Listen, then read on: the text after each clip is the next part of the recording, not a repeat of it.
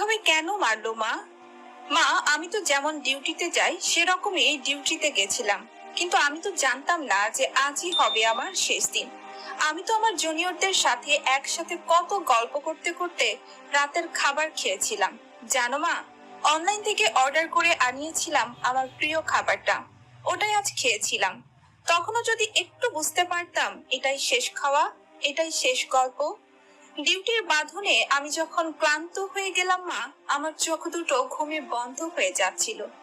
একটু শরীরের ক্লান্তি মেটাতে গেলাম, তখনও যদি বুঝতাম মা সারা জীবনের মতো বিশ্রামে চলে যাব। তখন ভোর রাত, আমি ওয়ার্ডে একা। তখন ভোরের শীতল বাতাসে আমার একটু ঠান্ডা লাগতে আমি লাল চাদরটা ঢাকা দিয়ে একটু চোখ বন্ধ করেছিলাম শুধু। সেই সময়ের অপেক্ষায় থাকা ওরা আমার সাথে। ছি মা, আমার খুব কষ্ট হচ্ছিল জানো তো। অনেক অনেক বার আমি বারণ করেছিলাম, চিৎকার করেছিলাম, বাঁচাও বাঁচাও, কেউ আছো, আমাকে বাঁচাও। কিন্তু কেউ আমার চিৎকার, আমার আর্তনাদ শুনতে পারেনি জানো তো মা। আর ওরা আরো পশুর থেকেও বিশ্রী ব্যবহার করতে লাগলো, খেলতে লাগলো আমাকে নিয়ে ওরা। আমি ওদের হাতে পায়ে পড়লাম জানো তো। আমি এটাও বললাম যে আমাকে ছেড়ে দাও, দয়া করে ছেড়ে দাও, আমি কাউকে কিচ্ছু বলবো না, আমাকে যেতে দাও। কিন্তু ওরা আর আমায় তোমার কাছে একবার যাওয়ার সুযোগটা দিল না।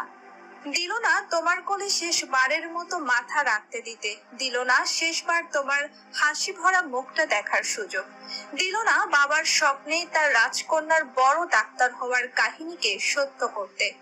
আমার গলা টিপে ধরে নিজেদের সর্বশক্তি দিয়ে আমার গলা চেপে ধরে, জানো মা, আমি অনেক চেষ্টা করেছিলাম বাঁচার, কিন্তু হয়তো আজ ভগবানও জাননি যে আমি হয়তো বেঁচে থাকি। ওই পশুদের শক্তির কাছে আমি হেরে যাই, আমার গলার হাড় ভেঙে যায়। ওরা আমায় ওভাবেই ওখানে ফেলে রেখে চলে যায়, ওই বিবস্ত্র ভাবে। সকালে সবাই আসে, কিন্তু এ কি আমি কারোর সাথে কথা কেন বলতে পারছি না? তোমাকেও দেখতে পাচ্ছি, তোমায় কত করে ডাকছি, তুমি শুনতে কেন পারছো না মা আমার ডাক? ও মা, মা গো, এই তো দেখো, দেখো না মা। ও মা, এই তো আমি, তুমি কাঁদছো কেন? কি হয়েছে তোমার? ও মা, দেখি মা সামনে একটা লাশের দিকে তাকিয়ে হাউমাউ করে কাঁদছে।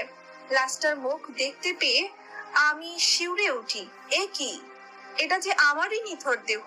আমি কি তবে মারা গেছি? আমিও কাঁদতে শুরু করলাম। সবাই আমার এই মৃত্যুর শোকে শোকাহত। সারা দুনিয়া আমার মৃত্যুর ঘটনা আপাতত জেনে গেছে, সবাই বিদ্রোহ করছে, কিন্তু আমি আমার নিথর দেহের দিকে তাকিয়ে রইলাম। আমার শেষটা তো আরো ভালো হতে পারতো। দেখো না মা, ওরা আমার মুখে